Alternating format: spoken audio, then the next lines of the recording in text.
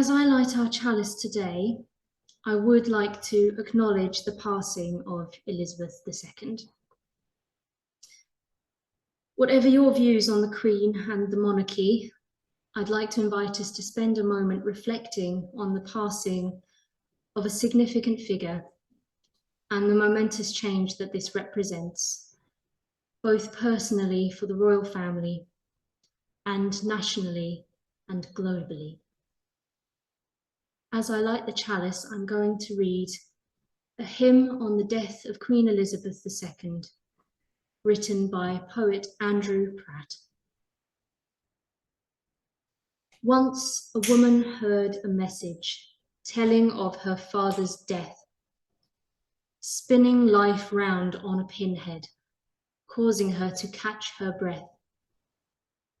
From that day, a life of service, putting others first of all, meant a change of her direction, yet she saw this as God's call.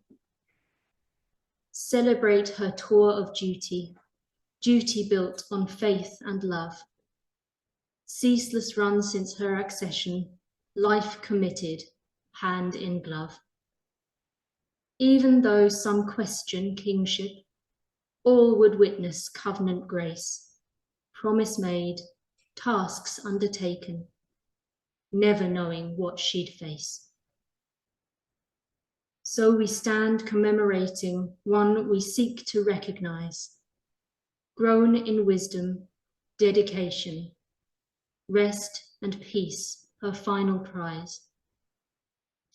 Now, whatever our perspective, may we be forever bound in communion with our neighbours, finding grace on heaven's ground. By Andrew Pratt.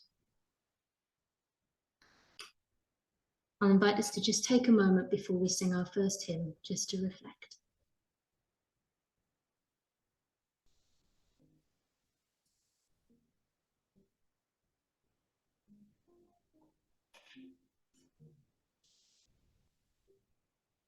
This is a candle of joy. There's a saying that in the midst of life we are in death, but the other side of that is that in the midst of death we are in life. Most of you know I work at Newcastle Civic Centre, which has been an interesting place to be over the past couple of days, because I work in the same room as the communications team. The Civic Centre is also the place where births, deaths and marriages are registered. It was, I think, obvious to many of us upon the day of the Queen's passing that this was the day on which she would pass, even though we did not have it confirmed until later that day. As I was working there, as I often do to take a break from work, I walked down into the registration area where I was greeted by several parents clutching very tiny babies that were clearly only a few days old and come to be registered. One of them began screaming loudly as though he wanted to. And it's a thought, isn't it, that at the same time as the Queen has passed away in the beloved family home of Balmoral, on the world of life, that little person has just been born and come into the world and will grow up in a different era. That little child with the little children, and I'm thinking of my own three kids here, they are our hope for the future. And it was a wonderful, gave a great deal of service, but she was a human being who served to the best of her ability. I think that is inspiration, and ultimately we're all human beings doing our best.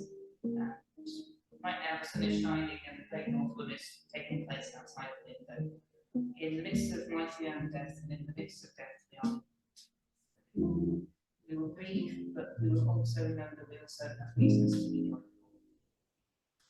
joyful.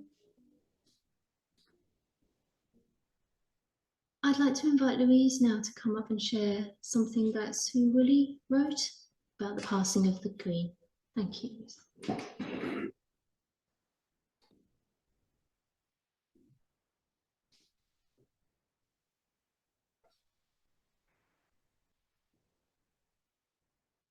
This is a time of change and grief.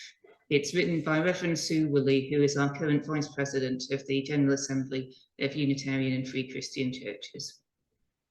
It was written this Friday. As regular followers of this blog will know, it is my habit to base it around a quotation from the Harrenburg calendar, which I buy at the beginning of each year. This week's quotation is so apposite for the events of this week, it gave me goosebumps. Albert Schweitzer wrote, "Power makes no noise, it is there and it works." It is the end of an era. The Queen died on Thursday, the 8th of September, after more than 70 years on the throne. She was a power that was there and worked. As several BBC commentators pointed out, she was the one fixed and stable point in a rapidly changing world, and her passing is going to be unsettling at best. I am not and never have been an ardent monarchist, but I have always respected the Queen. I cannot help admiring her long and unwavering commitment to her royal role right to the end. 2 days before she passed, she received both Boris Johnson and Liz Truss at Balmoral to mark the change of Prime Minister, spending about 30 minutes with each. Her high sense of duty was admirable.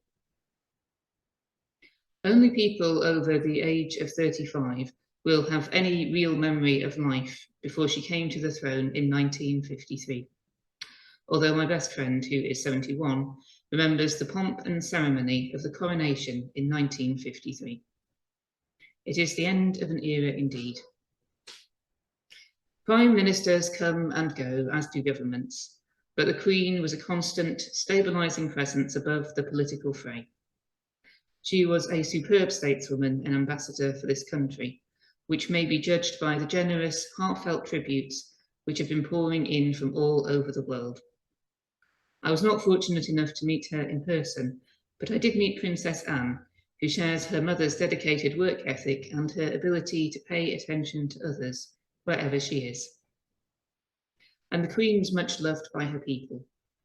I am glad she was able to experience the Platinum Jubilee so that she could see for herself the affection the people of this country have for her. But we cannot wish her back. I am glad for her. I think the heart went out of her when her beloved husband passed. She was the Queen, but she was also a mother, grandmother, great-grandmother, aunt and cousin, and let us hope that all of her family will have the time and space they need to grieve in private.